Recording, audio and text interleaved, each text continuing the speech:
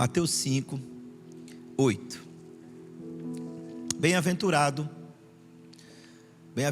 os limpos de coração, porque verão a Deus. Bem-aventurados os limpos de coração, porque verão a Deus. Fecha seus olhos só mais uma vez. Pai Santo, muito obrigado pela Tua palavra nessa noite, pelos louvores cantados nessa noite, pela Tua igreja reunida neste lugar. Realmente o que nós cantamos aqui é o desejo do nosso coração. Crava em nós a eternidade. Crava nos nossos olhos a eternidade, Senhor. Porque tudo aqui é passageiro. Todas essas coisas passarão. Somente a Tua palavra permanecerá. Que pena que muitos têm desejado mais aquilo que é passageiro do que aquilo que é eterno. Estão correndo atrás daquilo que é passageiro e não daquilo que é eterno. E ainda têm assumido o título de cristãos. Que o Senhor tenha misericórdia desses. Talvez esses sejam aqueles que chegarão naquele dia. O Senhor vai falar: apartai-vos de mim, vós que praticais a iniquidade. Ó Deus, que o Senhor nos ajude a guardar o nosso coração nisso.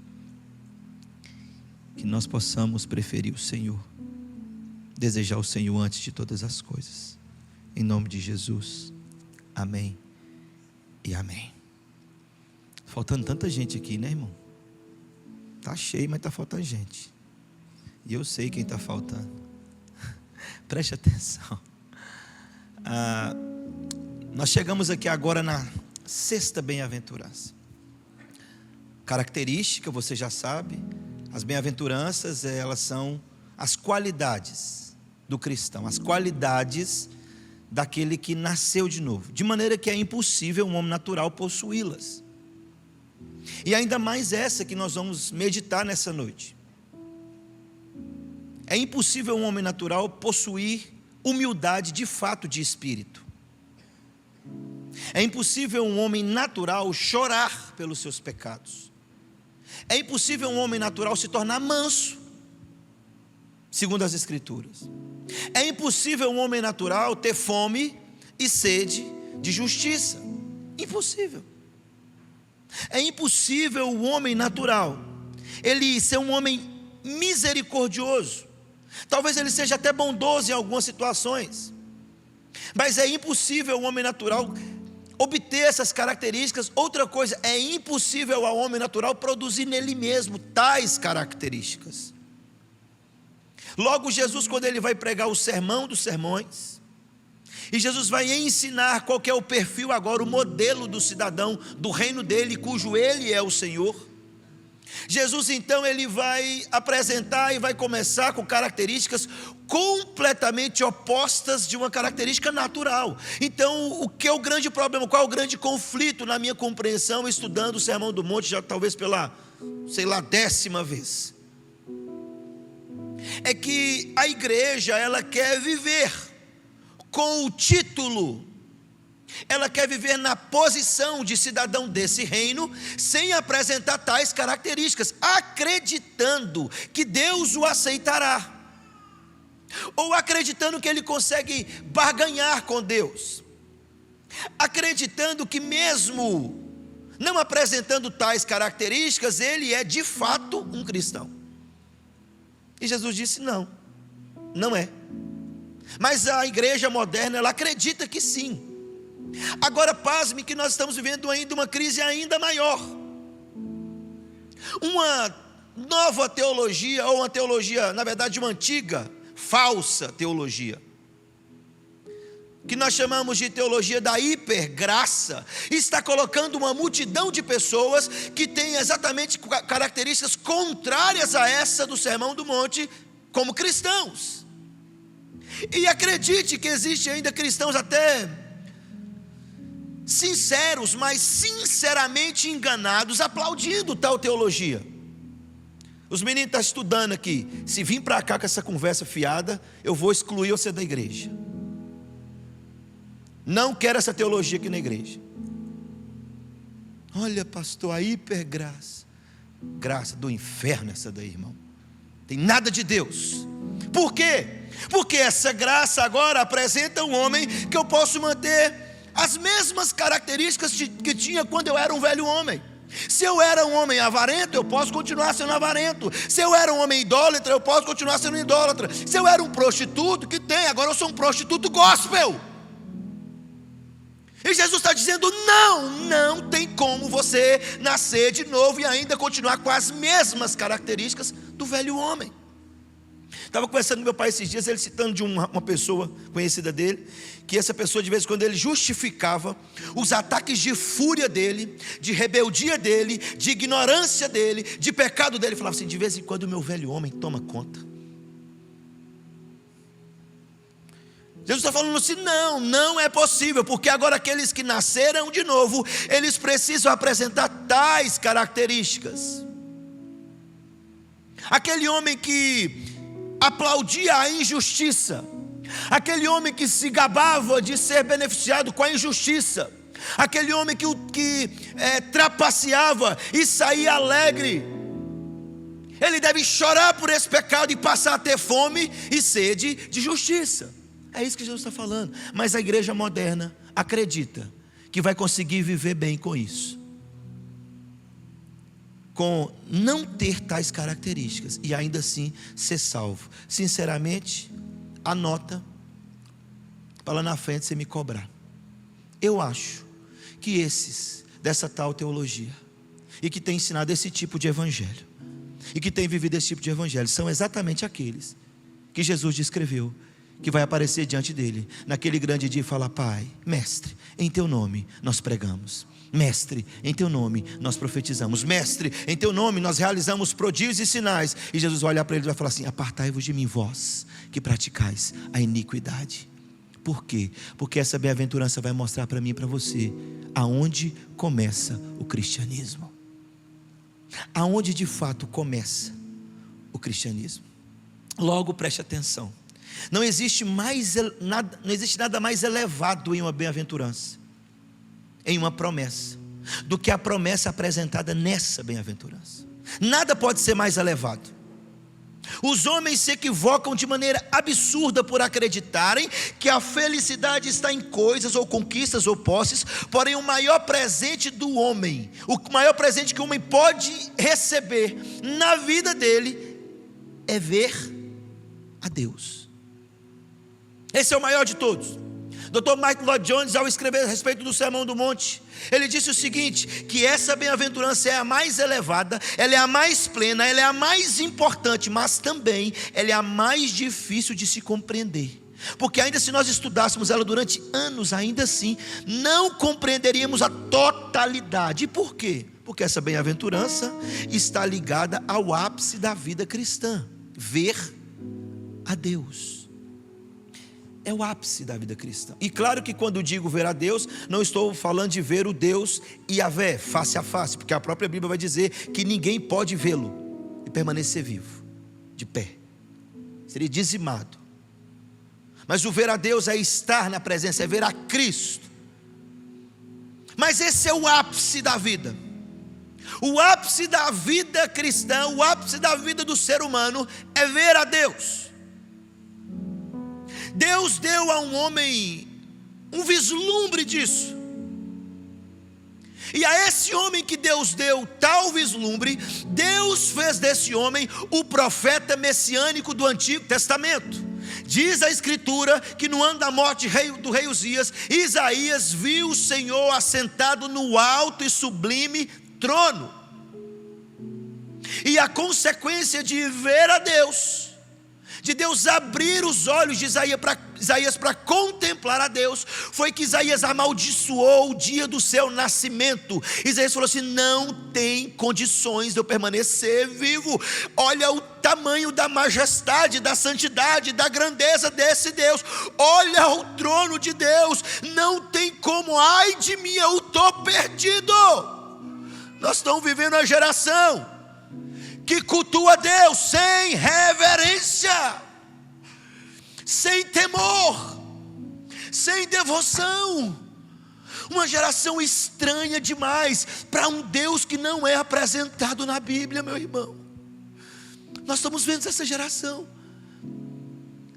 É a geração extravagante, é a geração da intimidade, é a geração do mantra, é a geração do êxtase, mas está longe de ser a geração da santidade, a geração das lágrimas nos olhos, a geração do quebrantamento, a geração da humildade de espírito. Nós estamos vendo a geração de pastores arrogantes, soberbos, prepotentes, presunçosos, subindo nos púlpitos, acreditando que eles pregarão o melhor do sermão deles e arrebatarão o coração das multidões. E Jesus está falando assim: não, a minha glória eu não dou para homem nenhum, eu não divido com homem nenhum. E quando Isaías vê a glória de Deus, quando João vê os céus, ele cai como morto. Quando Isaías vê a glória de Deus, ele amaldiçoa o seu dia. E aí nós estamos lá com a geração que fala o seguinte: não, Deus estava comigo lá na minha casa, e eu puxei a cadeira e falei: senta aí, nós temos que bater um papo. E Deus: sim senhor, o senhor prefere que eu sente aqui ou aqui? Essa é a geração que nós estamos vendo. Essa geração não pode ter visto a Deus. Não esse Deus aqui. Essa geração nossa tem visto um outro Deus que foi criado dentro do coração e da mente pecaminosa de pastores, roubadores, lobos, enganadores do rebanho. Não pode ter sido o Deus da glória, porque todas as vezes que nós olhamos para esse Deus, algo vai acontecer. Todas as vezes que esse Deus abre os nossos olhos para vê-lo, algo tem que acontecer. Preste atenção. Mas para a gente entender essa bem-aventurança, que é o ápice da vida cristã, nós precisamos entender o que é ser puro de coração. Primeiro, o que é ser puro? Está comigo aqui, irmão? Amém? Você está assustado que eu não estou gritando, né? Eu estou poupando minha voz, irmão. Eu tenho que pregar 3 vezes esse final de semana, e aí eu preciso segurar um pouquinho aqui. Preste atenção. A única maneira de alguém vir a tornar a ser um possuidor de um coração puro e limpo, consiste em perceber o quão impuro é o seu coração primeiro. Preste atenção. A primeira maneira de um homem receber esse coração é ele perceber o quão impuro é o seu próprio coração e lamentar-se por causa disso tão intensamente. Foi o sentimento de Isaías quando ele viu Deus: o quão impuro é meu coração. Aqui agora a promessa muda. Ele está falando: para ver a Deus precisa ter o coração puro. A promessa é para ver a Deus, é necessário ter um coração puro. E por que Jesus ele faz essa bem-aventurança? Ele ensina isso porque o Evangelho interessa-se primeiro pelo estado do coração. O Evangelho, toda a ênfase do Evangelho recai sobre o coração. Foi por isso que Jesus censurou os escribas e fariseus, os chamou de hipócritas, porque eles olhavam para o exterior. E quando você olhava para o exterior de um escriba, de um fariseu, ele parecia perfeito. Você já andou perto de pessoas assim? Não quer dizer que essa pessoa seja um escriba e fariseu, mas a pessoa ela parece tão perfeita na fé e no cristianismo dela, que você fala assim, e você sente inveja, na verdade. Você fala: nossa. Quando eu ando perto de pessoas assim, puras, piedosas, eu fico assim: nossa, eu queria tanto ficar perto dela. Como que pode um negócio desse? Às vezes as pessoas sentem inveja, eu não. Eu fico: Deus, que coisa linda andar perto de um homem piedoso. O Evangelho ele interessa primeiro por isso. E esses homens pareciam perfeitos, mas o interior deles era repleto de cobiça e iniquidade. E Jesus então vai frisar a importância do coração e não da mente. Jesus vai apresentar agora que o cristianismo ele parte primeiro de um coração e não de uma mente. É outro grave problema que nós estamos tendo na nossa geração, meu irmão. Nós estamos enlouquecidos pelo intelecto e pouco pelo coração. Nós estamos ansiosos. As faculdades teológicas Os meninos, quando estão estudando teologia, eles saem da fase do cachorro louco. Eles querem falar de teologia com todo mundo, eles querem apresentar o conhecimento que eles estão pegando. E eu acho legal, eu passei por isso também. Depois você vai sendo domesticado, meu filho, vai tomando as lapadas, e cachorro quando apanha, aprende.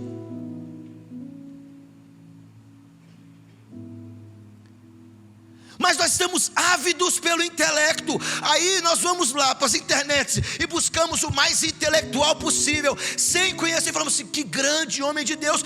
Mas nós não sabemos da vida, do coração dele. Nós não sabemos quem ele é no quarto de oração. Nós não sabemos quem ele é com a esposa, com os filhos, com a igreja. Mas ele é fantástico, pastor. A sua teologia eu só preciso ver, pastor. O homem é profundo demais. E quem disse que profundidade traz santidade? Não,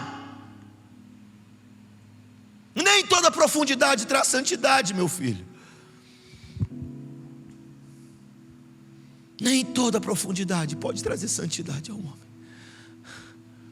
Somente homens mortos para o mundo, entregues para o Cordeiro, de joelhos no chão, é que podem ser santificados à luz do Evangelho.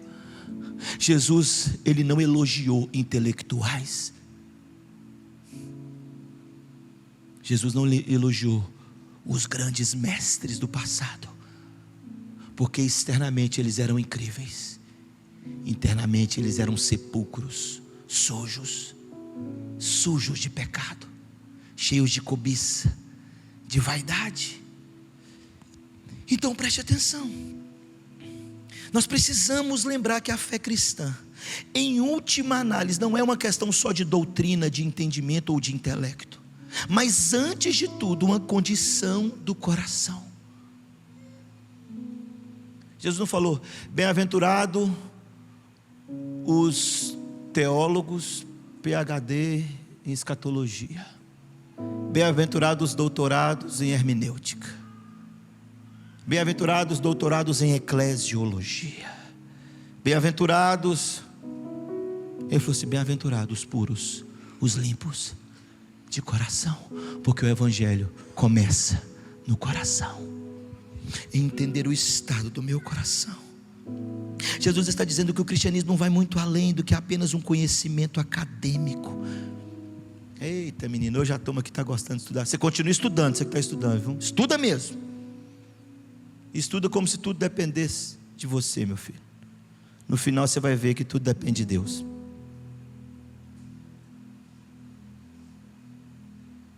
Então preste atenção. Mas vamos para o coração. O cristianismo então começa pela indagação. Qual é o estado do meu coração? Como está o meu coração? O que a gente pode entender por esse vocábulo? No geral, na Bíblia, o coração é tido como o centro da personalidade, e não somente a sede do afeto e das emoções. Então, o Evangelho começa pelo coração, mas também é verdade que o coração sempre foi um manancial das nossas maiores dificuldades. Por quê? Porque tudo começa no coração. Jesus, ao falar sobre alimento, sobre comida, ao ser questionado, fala: Senhor, o que contamina o homem? É o que? Não é o que entra que contamina o homem, mas o que sai, porque o que sai vem do coração do homem. Então preste atenção. Qual que é a descrição? O que Jesus fala do seu coração? Aí o seu mesmo, bonitinho aí, o seu coração, o seu. O meu também, tirando uma válvula que não funciona bem, uma batidinha mais fraca. O seu também deve ter, você não descobriu ainda. Com o tempo você vai descobrir. Não é assim? Um remedinho controlado ajuda nessas coisas. Remédio controlado ajuda a fazer o coração de carne bater, meu filho. Só tem um remédio controlado que ajuda o meu e o teu coração espiritual a bater, a menos que você seja moldado à luz do Evangelho. Nós nos tornamos só mortos ambulantes, homens em coma. Então preste atenção aqui. Olha o que Jesus está falando do meu coração e do seu coração. Mateus 15:19. Porque do coração procedem maus desígnios, homicídios, adultérios, prostituições, furtos, falsos testemunhos, blasfêmias. O cristianismo começa quando eu olho para o estado do meu coração. Então Jesus está tratando agora desse coração. Ele está tratando da totalidade do homem. Por quê? Porque o coração do homem é o centro do ser, da personalidade humana. É isso que Jesus está falando. Jesus está dizendo que a pureza do homem está conectada a uma mudança de dentro para fora e não de fora para dentro, igual muitas religiões ensinam. Não come isso, não vista isso, não toque isso, não faça aquilo, não vá para aquilo, não fique aqui, não pegue, não toque, não olhe. Jesus está falando assim, a mudança, ela é de dentro para fora. Mas minha geração é uma geração que a gente precisa, não é vocês, tá, irmãos?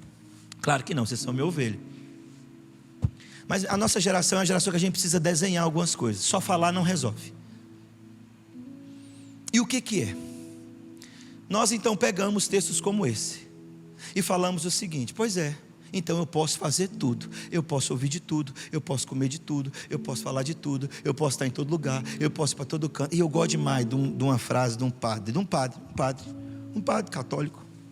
Ixi, menino, o pastor endoidou. Não, era um bispo das antigas, os raizão mesmo assim, entendeu? Falaram para esse na verdade era um frei. Estou piorando o negócio, né? Era um frei, e ele botou assim: eu posso ir para a boate, a graça comum, deixa eu ir para a boate, ué. A hipergraça de Deus. Eu posso ir para a boate, é só eu ser santo lá. Eu posso ir para São João sem Jesus, porque ele está lá não. É só eu ser santo lá. Eu posso ir para qualquer lugar, tudo me é permitido. É só eu ser santo lá. E aí esse frei que é mais crente que um monte de crente falou o seguinte: é a mesma coisa de dizer eu posso ir para o inferno, é só eu ser santo lá. O problema é que o inferno foi preparado para santo. Então se você chegou lá, é porque de fato santo você não é. Nós estamos vivendo essa geração que aí ela pega as escrituras e fala assim: eu posso fazer tudo, porque é só eu ser santo lá. A graça de Deus está me guardando nesse negócio. Não, você entendeu a graça completamente errada. Completamente. Quem te ensinou isso, te ensinou errado. A graça não dá credencial para ninguém flertar e nem passar perto do pecado. Ninguém. E aí nós estamos vivendo uma geração que não está preocupada com o coração, mas é do coração que procede as fontes da vida. Por isso Salomão vai dizer: de todas as coisas que você tem que guardar, você guarda o coração. Tem umas pessoas que estão querendo guardar dinheiro e deixar o coração para lá. Você está errado, filho. Tem um trem errado com você. Tem pessoas que estão querendo guardar bens e deixa o coração para lá. Tem pessoas que estão querendo guardar cargos e deixa o coração para lá. E a Bíblia diz: não, de todas as coisas que você tem que guardar, você precisa guardar o seu coração. Porque é do coração que procede todo o desígnio do homem. Os maus desígnios vêm do coração. Logo então, Jesus está querendo dizer que a pureza do homem está conectada a uma mudança de dentro para fora. Ele está dizendo que o crente verdadeiro é assim. Ele está dizendo que o crente verdadeiro, ele precisa entender que tudo começa no coração dele. Então preste atenção, meu irmão. Via de regra, vez ou outra, você precisa parar e fazer uma análise do seu coração. Sabe por quê, filho? Porque aonde está o teu tesouro, também está o teu coração. Aonde está o nosso coração? E Jesus está falando o seguinte: aqui, deixa eu falar um negócio para você. Você quer ver Deus? O ver a Deus aqui é salvação, é estar diante de Jesus. Você quer receber essa recompensa gloriosa?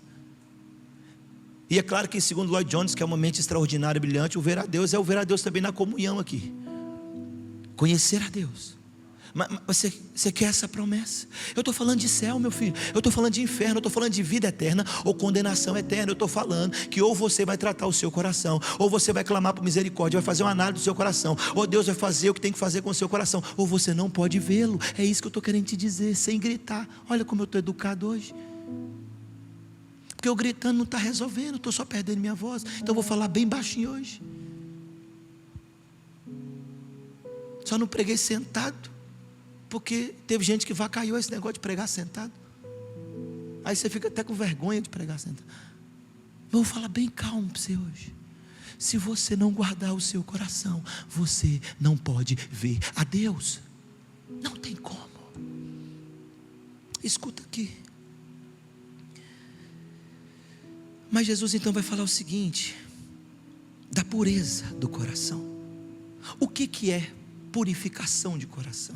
Se você olhar um pouco o contexto histórico da época, você vai entender que Jesus ele está falando de pureza interior, e a grande maioria dos ouvintes daquele sermão eram judeus, e quando se falava de purificação cerimonial, se entendia a purificação que era feita no Antigo Testamento, com a lavagem de água, para apresentar culto, era a purificação cerimonial externa.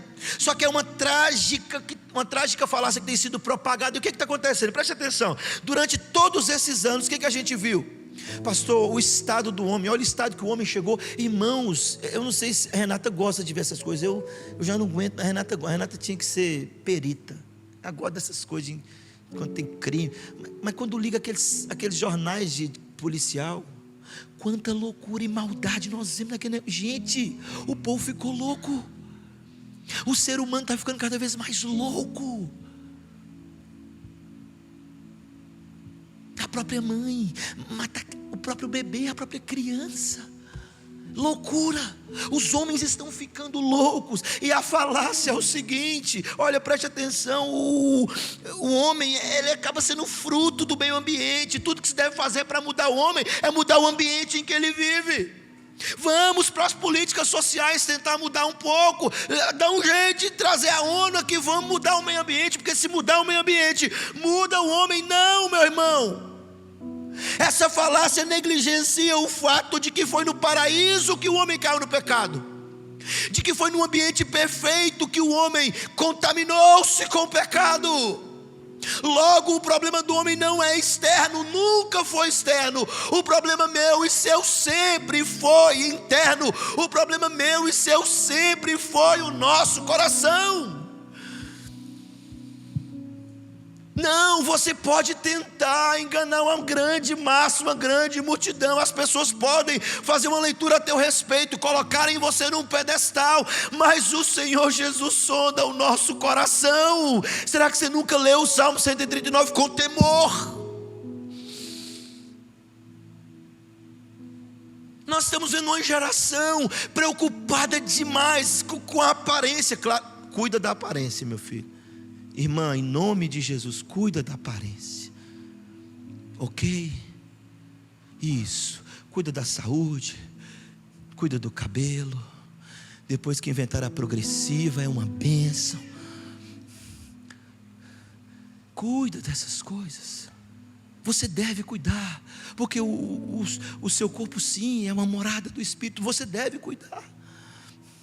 Mas eu não estou falando da aparência só física. Nós estamos muito preocupados com aquilo que as pessoas estão nos vendo, e pouco preocupados de como Deus nos vê. E aí quando a gente vai fazer uma análise e fala, Deus me vê, Deus já sabe que eu sou assim mesmo, então é assim mesmo. Não, meu irmão.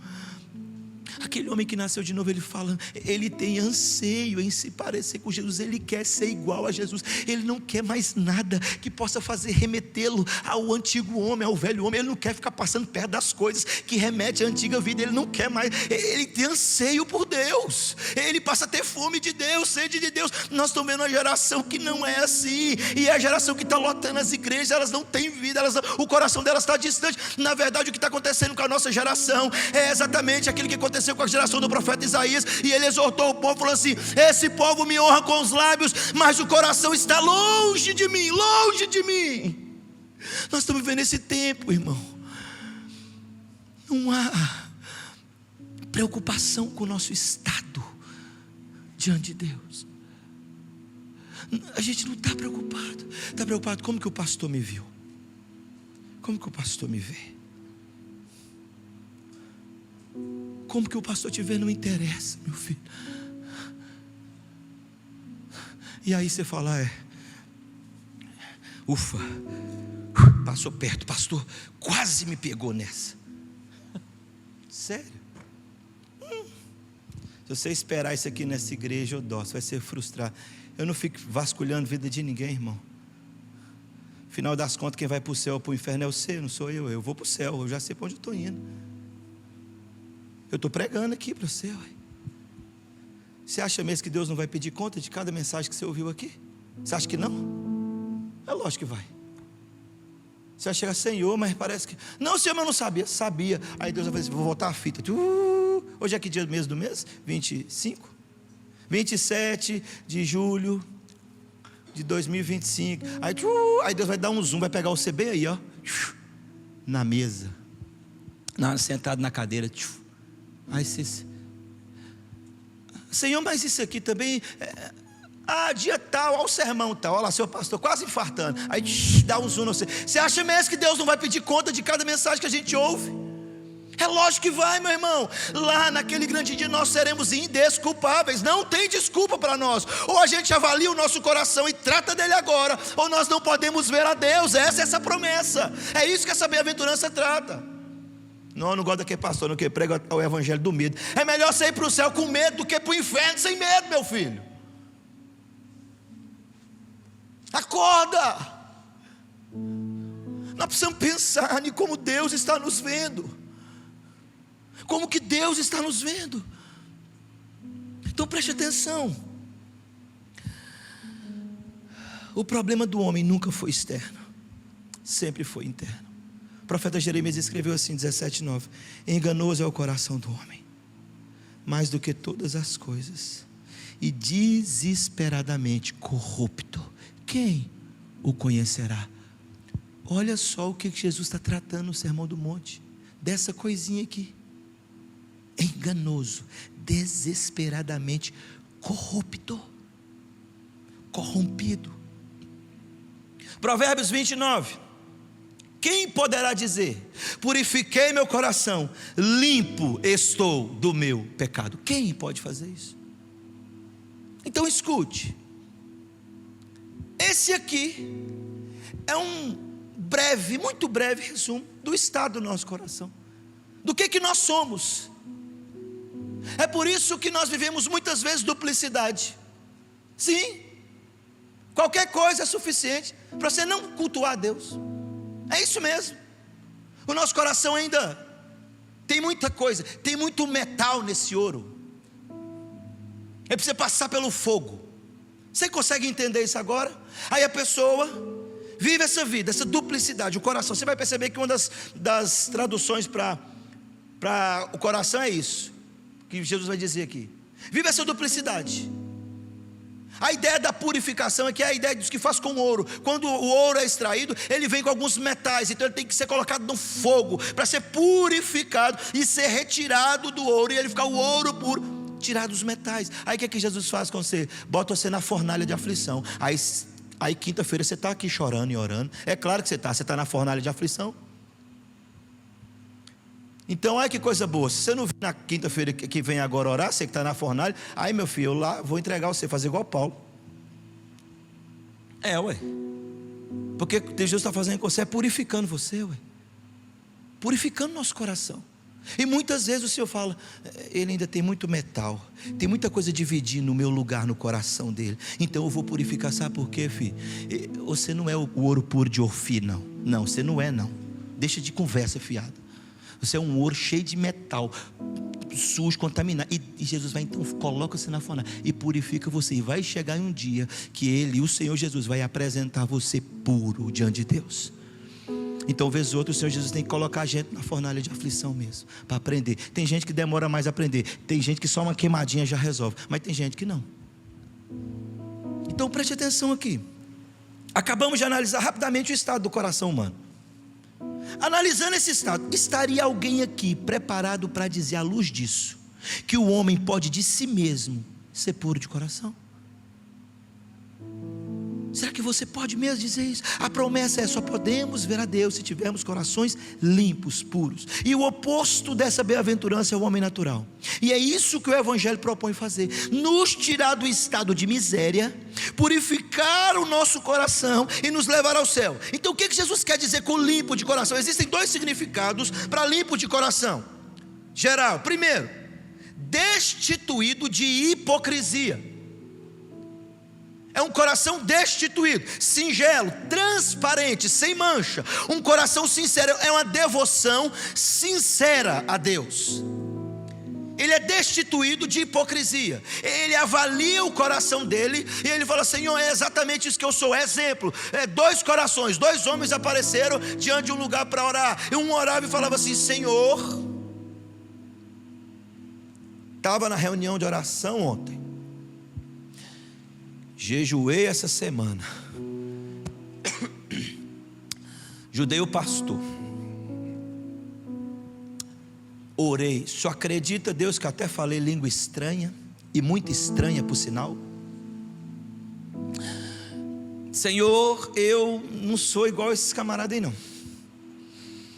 Faço minhas orações. Hoje eu li o Novo Testamento todinho. E Deus, Aí vem o outro: Senhor, sê propício a mim, pecador. Olha para o estado do meu coração de miséria. Olha o que o pecado fez comigo, Senhor. De maneira, Senhor, que o querer fazer o bem eu quero, mas o mal todo dia está diante de mim. Sê propício a mim, pecador, sê propício. E os 2 estão lá diante de Jesus. Jesus falou: sondando bem o coração dos 2, um foi justificado e o outro não. Quando foi a última vez que você chorou pelo estado do seu coração? Não, mas eu, pastor, que é isso? Fui separado para missionário agora, pastor. Obreiro, ceifeiro da seara santa, como diz o hino antigo. Não, meu filho. Qual foi a última vez que você parou e falou: Senhor? Ontem eu com um irmão no carro, ele me fez uma pergunta intrigante. E eu fiquei com essa pergunta, depois eu respondi para ele. Mas depois eu fiquei com essa pergunta martelando na minha cabeça. Ele falou: pastor, como que o senhor consegue? Eu falei: o quê?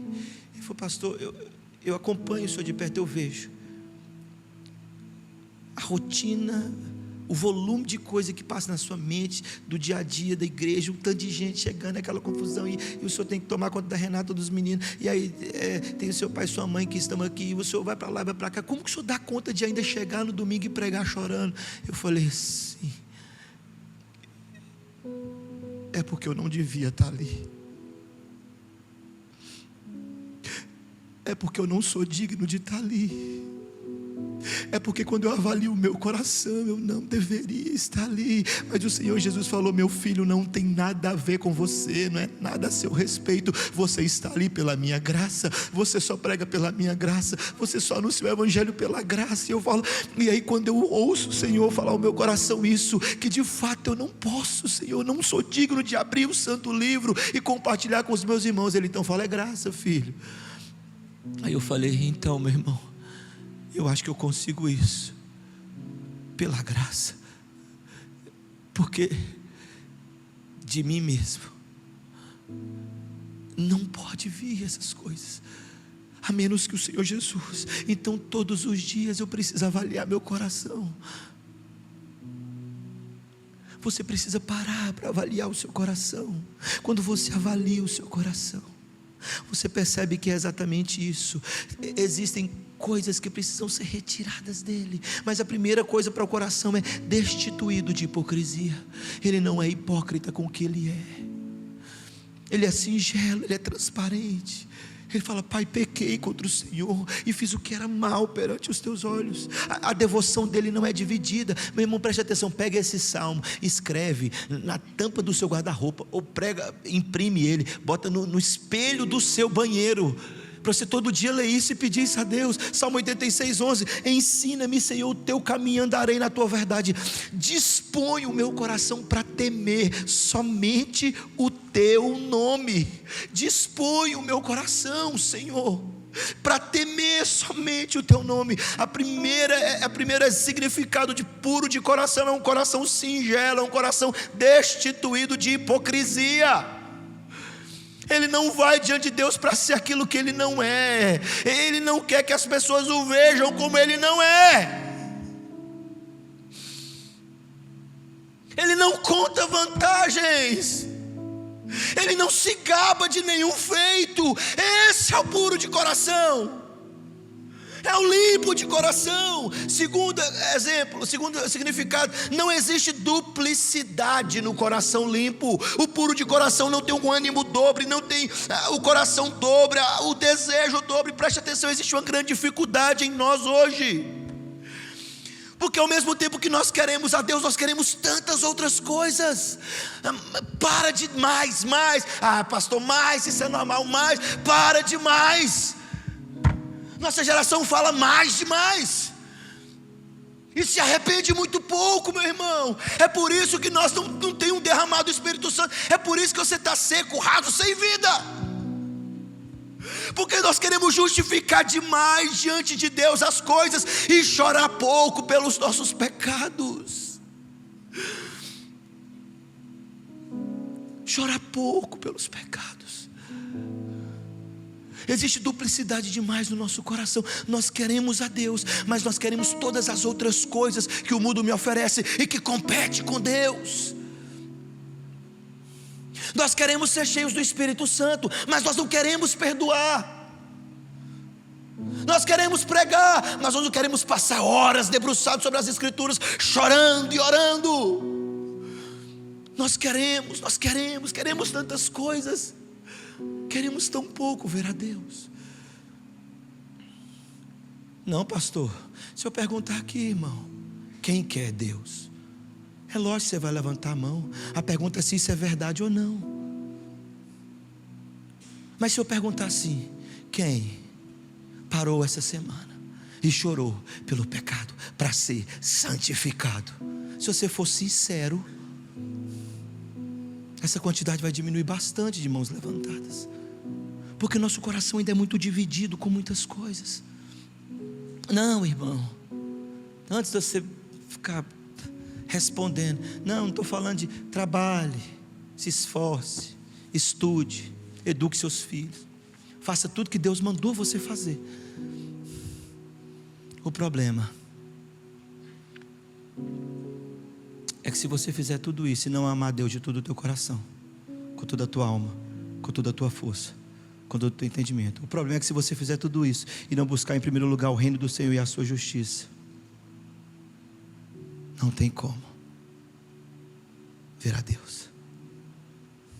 A nossa geração, ela está assim. Ter coração limpo significa vivermos para a glória de Deus em todos os aspectos da nossa vida. Em todos os aspectos da minha vida. Isso deve ser o supremo alvo da minha existência. E Jesus está dizendo assim, só aquele que tem essa característica vai poder me ver. Só esses. E agora? Arrumei um problema, né? Para você e para mim. Arrumei um problema para nós. Você está derramando aqui, peraí. Vou limpar aqui com a minha toalhinha, que é bom que ela fica úmida, ó.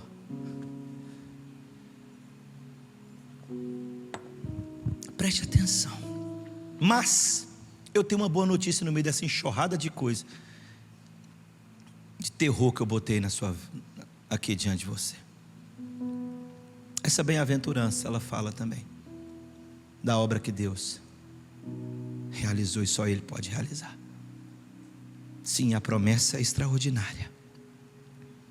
E Jesus está dizendo que só aqueles que possuem tais características pode ver a Deus. Então,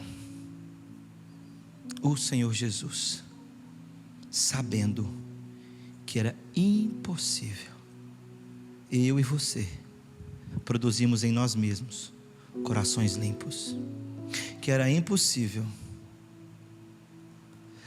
Quer ver? Vou teologar com uma musiquinha de criança, que eu vou cantar no final também, outra musiquinha, mas é assim: o sabão lava meu rostinho, lava meu pezinho, lava minha mão, mas Jesus, para me deixar limpinho, quer lavar meu coração. Não é isso? Teologicamente falando, Ele quer trocar meu coração. Então, mas a gente aceita a teologia das crianças, é melhor. Aquilo que era impossível para nós, o Senhor Jesus então levanta um profeta, e ele diz assim através desse homem, Jeremias 24:7: dar-lhe-eis novo coração, para que me conheçam, que eu sou o Senhor. Eles serão o meu povo, eu serei o seu Deus, porque se voltarão para mim de todo o seu coração. Dar-lhe-eis um coração. O Senhor está falando assim: você não pode mais produzir, você não tem como produzir isso, então eu vou dar a você. Aí preste atenção, Deuteronômio 36, o Senhor teu Deus circuncidará o teu coração e o coração da tua descendência, para amares o Senhor teu Deus de todo o teu coração, de toda a tua alma, para que vivas. Ezequiel 36, 26, dar-vos-ei novo coração, e porei dentro de vós espírito novo, tirarei de vós o coração de pedra, e vos darei um coração de carne. Essa é a razão pela qual, essa é uma das passagens mais completas das Escrituras, porque aqui vai apresentar a obra extraordinária de Deus no nosso coração, aquilo que era impossível a nós. Deus então vem e arranca o coração duro, arranca o coração de pedra, arranca o coração duplo e dá a nós um coração para que possamos crer no seu nome, crer no Evangelho e vivamos e o veremos como Ele é, diz Paulo. Nós precisamos entender isso, irmão. Então a primeira coisa, mas preste atenção, calma aí, porque essa bem-aventurança, ela está literalmente, o puro de coração, essa obra que Jesus faz, nesses 3 textos que eu disse, isso aqui é uma obra exclusiva dele. Eu e você chegamos a uma compreensão aqui, conclusão, que nós não podemos, no estado que a Bíblia descreve, o meu e o teu coração, é impossível nós purificarmos o nosso próprio coração. Então Deus desce da glória e circuncida o nosso coração em Cristo Jesus, para que possamos crer no nome dEle. Deus então, se você for da aliança, a circuncisão aqui, o selo da antiga aliança, é uma ideia de Deus então batizou o nosso coração. Deus então aspergiu o seu sangue sobre o nosso coração. Calma, gente, a gente imerge também, viu? Batismo também é imersão, calma. Mas o sangue de Cristo foi aspergido sobre nós. É isso que o profeta está dizendo. Ele falou: vou dar para vocês um novo coração. Agora vocês vão poder crer no meu nome. Aquilo que era duro demais, difícil demais, impossível para vocês, eu faço. A obra é minha. Então essa é a razão pela qual essa passagem é uma das mais completas e faz um paralelo com Hebreus 12, 14. Agora sigam a paz com todos e a santificação, sem a qual ninguém verá o Senhor. Por que ela faz um paralelo? Porque está falando, os dois textos estão falando de viver a Deus, e um texto está falando de pureza de coração, e nós chamamos isso de santificação. Em Hebreus 12, 14, você precisa entender a santificação de 2 maneiras. A primeira nós lemos aqui nos versos dos profetas. A primeira santificação é a santificação como estado. Deus muda o estado nosso de pecador, de impuro, para santo. Deus muda o estado nosso de rebelde, de filhos das desobediências, para filhos do amor dele. Deus muda o estado nosso de condenados, sentenciados à morte, em salvos em Cristo Jesus. E aí essa obra é uma obra exclusiva de Deus. Deus muda o estado do coração do homem, muda as disposições internas do homem. É por isso que você escolheu Deus. Escolhi Deus, pastor, mas eu escolho Deus, já dizia o Taleco.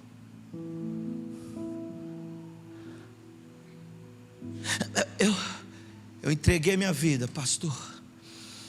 Eu amo Jesus. Sim, eu acredito que você ama Jesus. Ele está falando: sim, você me ama, mas você só me ama porque você foi amado primeiro. Você só me ama porque eu dei a você um coração de carne, porque o seu coração era duro demais pelo pecado, para você crer em mim, para você ouvir a minha voz, para você viver conforme o meu agrado. Seu coração era ruim demais para isso. Lembra do texto? É do coração que procede aquele monte de maldade. Mas Esse texto faz um paralelo. Então a primeira coisa que nós vemos é o estado do coração sendo mudado. Ele falou assim: ó, eu dar-vos um novo coração, eu vou mudar o estado do coração de vocês, eu vou dar a vocês coração para que me conheçam, para que creiam em meu nome. Eu vou mudar o estado do coração de vocês, e logo vocês agora serão santos. Mas existe um outro ponto. E agora que o filho chora e a mãe não escuta. Porque a santidade aqui também, a pureza de coração também, a santidade em Hebreus 12:14, ela é vista, e nós chamamos na nossa teologia de responsabilidade humana. E aí entra o grande problema da nossa geração.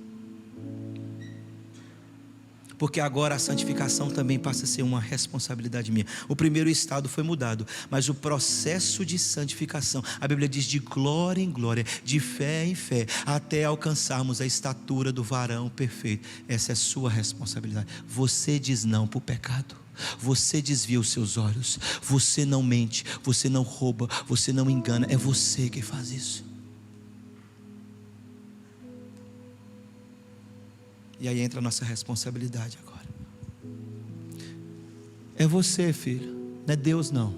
Eu e você que falamos assim: domingo de culto, dia de cultuar ao Senhor. Mas como você não tem uma religião que te oprime e fala assim: você tem que guardar o domingo. Se você não guardar o domingo, você vai para o inferno. Aí você vai cair tudo. Está tudo certo. Não pesa não no seu coração? Estou falando de situações emergenciais, não, irmão? Claro que não. Eu estou falando, deixa eu falar baixo. Eu estou falando, irmão, que você tem preferido outras coisas ao invés de Jesus. Que você está vivendo uma vida dupla. Que uma hora você quer Jesus, outra hora você não quer Jesus. Que Jesus virou um programa do seu domingo, um programinha da sua vida. Só que quem faz programa é a prostituta e não a noiva. Quem vive de programa é prostituta e não noiva. E Jesus não chamou a igreja dele de prostituta, chamou ela de noiva. E você ainda acredita na salvação pela graça? A graça. Um homem precisou derramar todo o seu sangue em uma cruz para comunicar a nós graça. E você usa essa graça para pecar contra Ele. Uau! O que será que você vai ouvir naquele grande dia, meu irmão? Nós estamos vivendo uma igreja que só quer passar alguns momentos com Jesus. Quando as coisas estão ruins, eu corro para Jesus. Quando as coisas estão difíceis, eu não tenho resposta, eu abro a Bíblia porque eu tenho o horóscopo de Deus na minha mão. Que loucura que nós estamos vivendo. O limpo de coração não vive assim. O limpo de coração avalia tais coisas e fala: não, Senhor, eu não posso viver assim, não dá para viver assim. Meu Deus, o que está acontecendo conosco, irmãos? Encare essa mensagem do jeito que você quiser, uma exortação, um desabafo, encare do jeito que você quiser, mas eu preciso te dizer, você precisa avaliar seu coração. Nós estamos vivendo uma era louca, os pastores estão vivendo uma insanidade mental. A Bíblia fala para nós, pastores, sermos irrepreensíveis, nós estamos loucos, culpando a igreja, apontando a igreja e não tratando com os nossos próprios pecados. Meu Deus, Deus não pode derramar um avivamento sobre nós, não, nessa geração tão corrupta e mal, que não avalia o seu coração. Ela não chora pelo seu pecado, meu irmão. O que está acontecendo com a gente? Jesus falou assim: felizes são os puros de coração. Não estou falando de dogmas, doutrinas, usos e costumes. Para Para com essa baboseira. Já isso já passou, meu filho. Já põe barba, tira barba, põe bigode, tira bigode, põe saia, tira saia, põe cabelo. Não, eu estou falando de pecado. Eu estou falando de se arrepender do pecado. Meu Deus, minha geração. Nós precisamos entender, meu irmão, que essa promessa aqui envolve santificação, envolve pureza de coração. Mas como nós vamos chorar?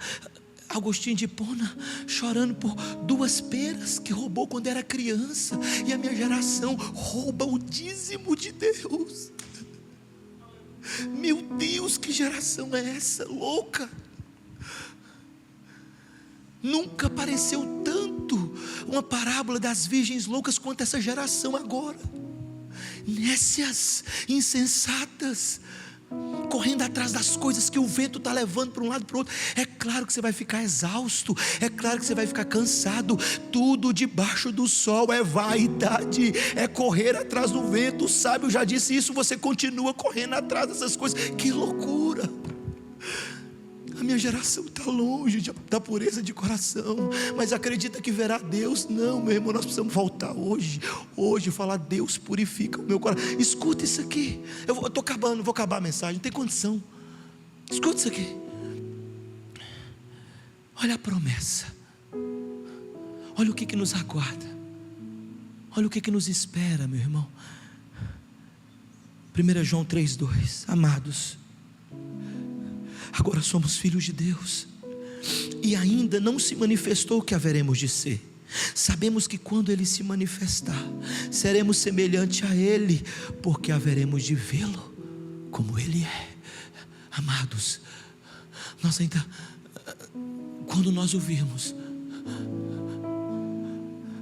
o ápice da vida cristã, então nós reconheceremos. Paulo diz assim: a gente ainda vê como um espelho embaçado, a gente ainda não consegue compreender muitas coisas a nosso respeito. É por isso que nós não sabemos, a gente não conhece a nós mesmos, nós não conhecemos nós mesmos.